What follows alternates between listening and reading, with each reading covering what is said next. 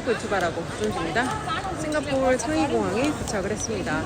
다음 비행 시간이 8시라서 이제 한 지금 2시간 반 정도 시간 여유 있어서 좀 돌아보면서 짧게 영상 찍으려고 카메라 켰어요. 싱가포르를 한 3년 만에 온 것 같아요. 3년 전에 그때 처음으로 왔는데 저희 멘토님이랑 그때 비즈니스 트립으로 왔었거든요. 이전에 제가 알던 싱가포르는 영어 교육하는 사람들은 싱가포르를 이제 학교에서 영어로 수업하니까 이머전이라는 걸로 연구를 많이 해요. 그래서 학 과목을 영어로 가르치면 영어가 많이 는다. 근데 생각하면 너무 당연한 거겠죠. 근데 한국에서 이제 그런 컨셉이 되게 유행을 하면서 서울의 유명 사립초등학교 이머전으로 수업하는 학교가 주로 이제 많이 연구가 되고, 학원들 중에도 뭐 학교 교과서를 비슷하게 영어로 만들어서 우리 이머전 수업한다. 이제 뭐 그게 한참 뭐 인기를 끌고 그랬어요. 그리고 저도 그때 대학에서 이머전 몰입교육이라는 수업을 또 그때 했었고, 그래서 싱가포르 하면 이제 그 뭐 이머전 이 정도만 알고 있었는데, 생각해보면 당연하죠. 영어로 수업하면 영어가 되는 게 당연한데 지금 생각하니까 그걸 또 연구까지 했다는 게 좀 황당하긴 하네요. 근데 그때 제가 와서 싱가포르 느꼈던 거는 아시아인데 일단 영어를 쓰는 나라는 달라요. 영어를 쓰는 나라는 하나의 단일 언어만 쓰는 나라랑 다를 수밖에 없는 게, 일단 영어에 노출된다는 건 전 세계 되게 중요한 자원을 내가 직접 정보와 내가 연결될 수 있는 그런, 나한테 그런 가능성이 있다는 거기 때문에 영어를 내가 직접 할 수 있는 거랑 번역기 돌려서 영어를 뭐 하면 되지 않냐는 완전 다른 얘기예요. 그래서 영어를 잘하는 국가는 단계적으로 국가 경쟁력이 높아질 수밖에 없다. 그 국가 경쟁력이라는 게 개인 한 사람 한 사람의 개인 파워를 말하는 거예요. 지금 이제 대한민국도 사실은 영어 교육에 어마어마하게 많은 돈을 쏟아붓고 있는데, 사실 그 영어 교육에 돈을 쓰는 만큼 쓸모 있는 영어가 잘 안 되죠.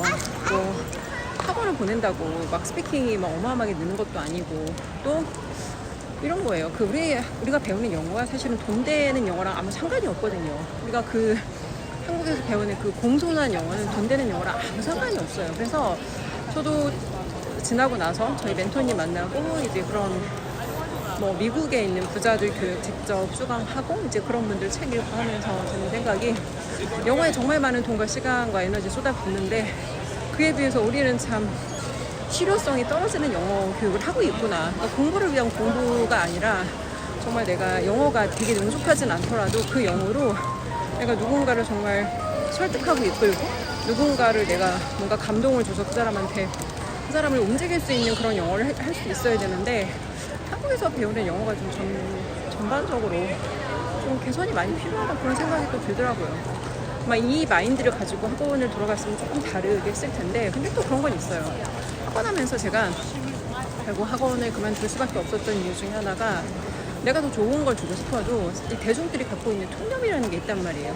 이런 게 더 좋은 거 아니야라는 그 사람들의 그 통념을 내가 결국 싸워서 깨부시지 못하면 아무리 좋은 걸 주고 싶어도 받을 사람들이 그걸 원하지 않으면 줄 수가 없어요. 그래서 아무리 내가 이게 더 좋은 거고 이게 더 가치 있는 거고 이게 더 아이들에게 도움이 되는 거다를 아무리 내가 주장해도, 그 오랫동안 사람들이 갖고 있는 통념과 어떤 그런 인식을 깨부시고 바꾸는 건 쉬운 일은 아니다. 그래서 사실 저도 이제 그런 것들을 한참 고민을 하다가 결국 학원을 그만두고 나온 거죠. 어쨌건 그래서 되게 오랜만에 싱가포르 왔는데, 그때 느꼈던 그 싱가포르라는 나라, 아시아지만 싱가포르도 그렇고 말레이시아도 그렇고 영어를 잘 하기 때문에 영어권 교육이라든지 그런 것들이 좀 많이 열려 있고, 그리고 좀 달라요. 좀 다르고, 뭐 관광을 와서 단순히 뭐 어디 가서 이제 그런 관광만 하고 갔으면 조금 다르겠는데, 그때 저는 비즈니스 미팅을 와서 여기에서 이제 실제 사업하시는 현지인 분들하고 미팅을 하면서 좀 어떻게 살아가는지 그런 얘기들을 좀 많이 들었거든요. 그래서 여행을 갈 때 단순히 내가 무슨 관광지를 보고 뭐 여기는 뭐가 맛있다더라, 그런 걸 먹으러 다니고 어디가 좋다더라, 그런 거를 구경하러 다니는 것보다, 뭐 그런 걸 할 수는 있지만 그게 주가 되는 게 아니라 실제로 그 나라 사람들이 어떻게 살고 또 어떻게 돈 벌고 어떻게 비즈니스하고 이런 거를 배우기 위해 간다라는 생각에, 거기에 살짝 곁들여서 뭐 이런 데 좋은 데가 있다더라 그럼 가서 보고, 뭐 이런 게 맛있다더라 가서 먹고, 이게 비슷한 얘기 같지만 좀 다른 얘기거든요. 그래서 그런 관점으로 내가 여행을 나갈 때 하면 더 좋지 않을까, 이런 생각 해봐요. 그렇습니다. 그냥 오랜만에 또 싱가포르 와서 그때 기억도 나고, 그리고 이제 말레이시아랑 싱가포르랑 버스로 이동을 할 수 있을 만큼 이제 가깝거든요. 근데 재작년에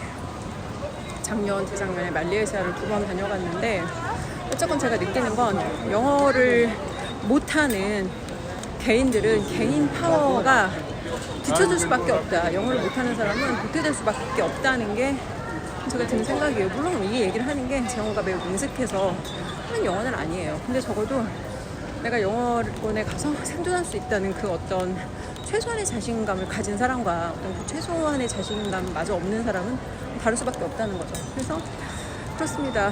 영어에 뭐 아이들 영어 교육에 어마어마하게 많은 돈을 쏟아붓는데 사실 가서 여건이 된다면 짧은 시간이지만 거기 가서 사실 그 현장 그 어떤 그 안으로 들어가서 내가 직접 경험을 하는 게 가장 빨리 배우거든요. 저희 조카도 이번에 홍콩으로 워홀을 5개월 다녀왔는데 5개월 동안 영어가 많이 늘어서 왔어요.